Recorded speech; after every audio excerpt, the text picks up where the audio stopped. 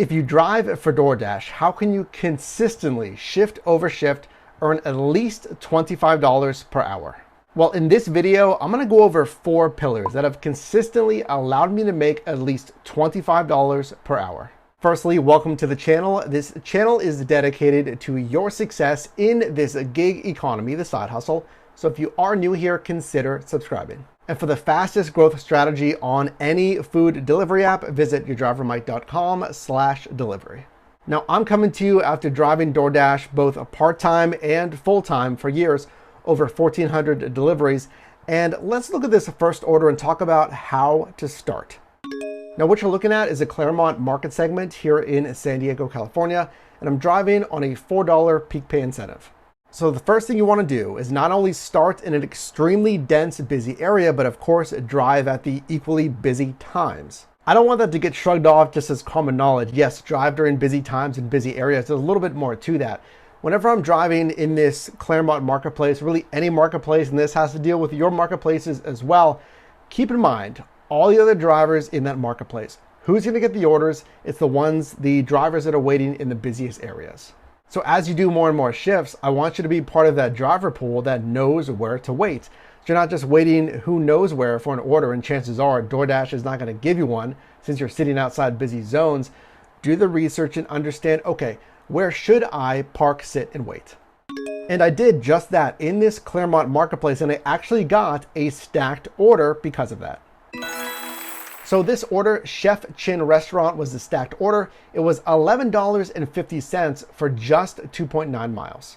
I knew it was extremely dense. We're talking about a strip of road, whatever it was, a mile or so, that's just chock full of restaurants. There are a ton of people out. That's the right place to wait. Which is also equally important because one of the big things that I stress here is the dollars to mile ratio. How much am I getting paid for the miles driven? Of course, we want an imbalance, right? We want paying me as much as possible and driving as little as possible.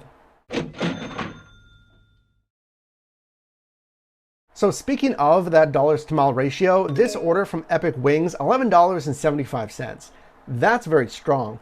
But I don't know, the ratio 7.4 additional miles. They're actually giving me another order after I completed the first order on the prior stacked request. I declined this. I thought I could get just a little bit more pay. And I actually ended up taking this one for $9.25 for 5.5 miles. So yet again, I have a stacked request.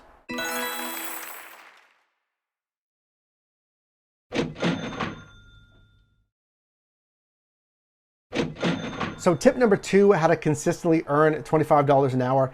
I gotta be honest, someone's gotta say it. Chances are you're not gonna hit this without peak pay. Because let's go over the actual numbers here. If you wanna hit $25 every hour, let's think about how many deliveries you can even do per hour. In my opinion, generally you can do about 2 to 3 orders every hour. Now, yes, it varies by marketplace, of course, and where you're driving, let's say, but 2 to 3 orders an hour, that's an average of $8.33 per order to $12.50. So think to yourself, can I hit $8.33 or $12+ on every single order without peak pay? Now, even if you happen to say yes to that, I'm going to challenge you a little bit on that and question the miles. Okay, maybe you are getting the $8 to $12. In my opinion, I think that would be rare, but are the miles 8 to 12 miles for that payout? With peak pay, you'll have that better dollars to mile ratio. You will get the $8 to $12 per order, hopefully, but then the miles won't be as far. That's more margin, more profit. Even if you could squeeze in 4 orders per hour consistently every hour over your shift, that would be $6.25 per order. Next, you need to earn about 30 to 50% of your total gross revenue from tips. I mean, tips are free money. It's for 0 additional miles, no more driving, just getting paid for what you're doing already. Now, I completely understand in today's landscape, I would say about 75+% of my orders are contactless. But even if the order is contactless, there's a few things you could do, like having good communication, just presenting the food well, of course, that may help increase tips. But perhaps doing just the other little things right as well. So let's say you do have an actual handoff for a delivery. I had one just on my most recent shift where it was a pizza delivery. I invested in a pizza bag. It just looks good. It just looks professional for the customer. So after finishing that last stacked request, I want you to make a note of where I'm at. So let me explain a little bit more of what you're looking at. I'm actually outside of my scheduled zone. Remember, I was scheduled in the Claremont Marketplace. I'm actually now sitting in the La Jolla UTC Marketplace. So this time, instead of driving back to Claremont, this time I pulled what I'm going to call a shift audible. Let me know if you do the same, but it's simply just ending your shift in the current scheduled zone, and then using the Dash Now feature to go online in your current zone. Now, I'm actually going to do a complete breakdown of this strategy in tomorrow's video as far as things to consider, when to do it, when not to do it. So consider subscribing, again, if you haven't subscribed already. But again, I pulled this shift audible. I went offline in the Claremont location. I clicked End Dash. And then again, I used the Dash Now feature, as you can see here, and I went online in La Jolla UTC.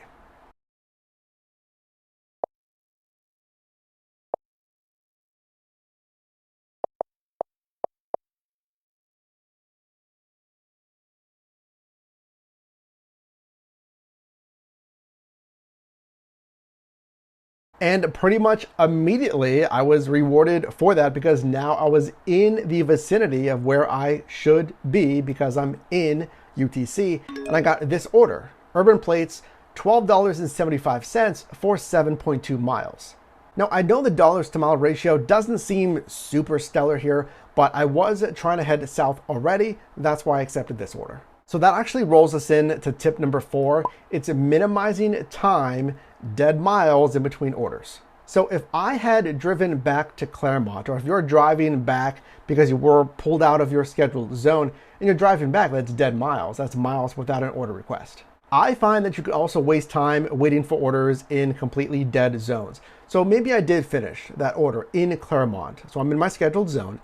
I find that you can waste time sitting in residential zones or sitting in zones that aren't hotspots. That doesn't mean you have to sit on top of hotspots, but if you're sitting in the middle of nowhere, or again, you're sitting in a residential zone, there's no orders that are going to come from that residential zone, chances are you could find a better spot.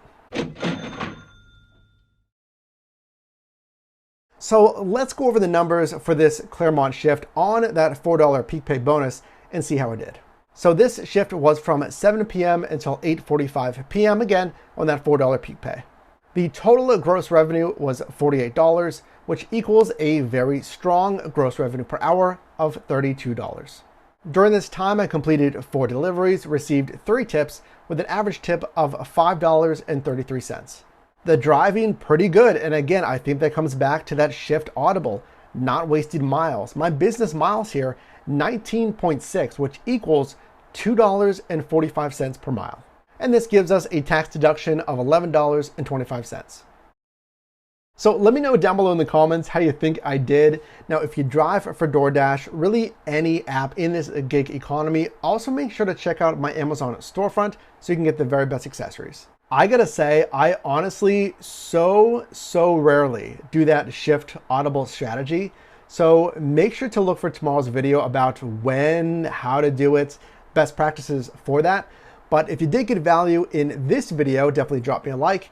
And you can also click or tap the screen now for my most recent video, as well as a video recommended for you. And I'll see you in the next one.